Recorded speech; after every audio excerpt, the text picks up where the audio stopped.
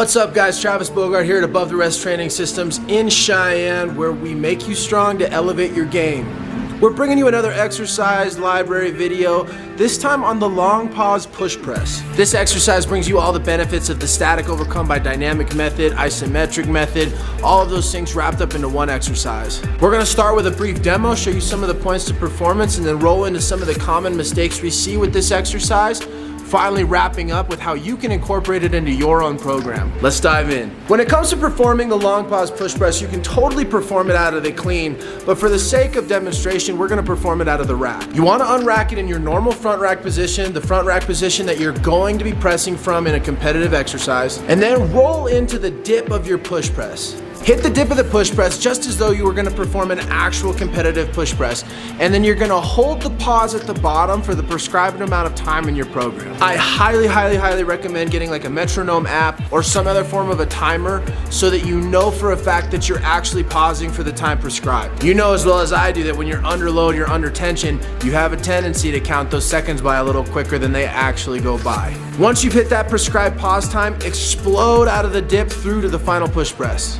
Control the descent back into the front rack and hit your next rep, or move on to your rest time. One of the most common mistakes that we see in the long pause push press is a sort of double dip motion. Once you fall into the dip and start your pause, that's as low as you get to go. But a lot of times what athletes will do is from that pause, they'll hit another little mini dip on the way to the push press at lockout to get a little stretch reflex.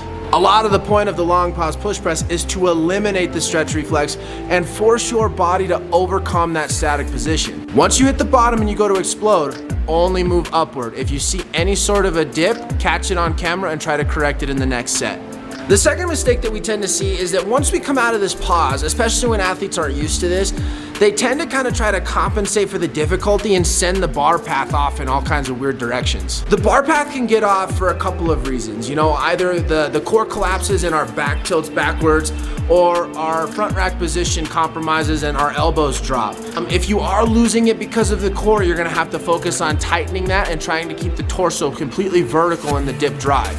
If your elbows are collapsing, we gotta focus on squeezing in that front rack, and you might need some front rack mobility work.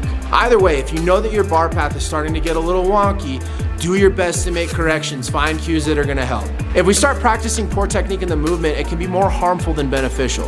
The last mistake that we see is that the dip in the long pause push press can kind of look a little different from what it would look like in a normal push press. Because of the discomfort that you're gonna feel in the pause, people will sometimes compensate by like leaning back further or maybe going with a wider stance. Any deviation from the competition push press is going to devalue this variation. You wanna make it look as close to the competition exercise as possible. That being said, when you first perform this exercise, try to compare. Run a couple sets of push press, run a couple sets of the long pause push press, and make sure that it all jives. When it comes to programming the push press, our favorite places to do it is to wave it into max effort work. What I mean by that is that we're gonna run the long pause push press as a max effort wave, starting with a really long pause, anywhere between 6 and 8 seconds, and week to week dropping the length of that pause until we get all the way to the competition push press. This can run anywhere between 4 weeks to 8 weeks, depending on how fast you want to drop that time. For most athletes, I would recommend keeping it between 4 and 6 weeks. The second place that we like to use the long pause push press is in dynamic effort work, but with a pretty unique accommodative resistance setup.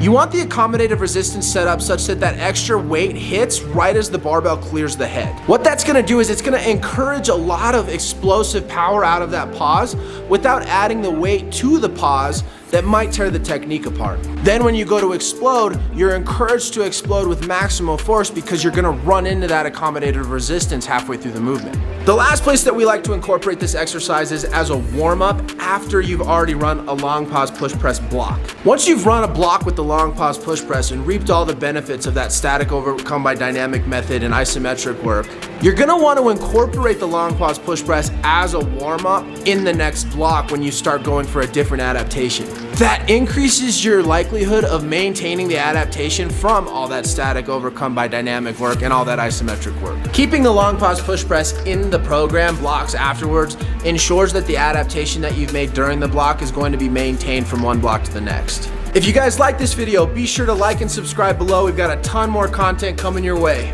We'll catch you in the next video.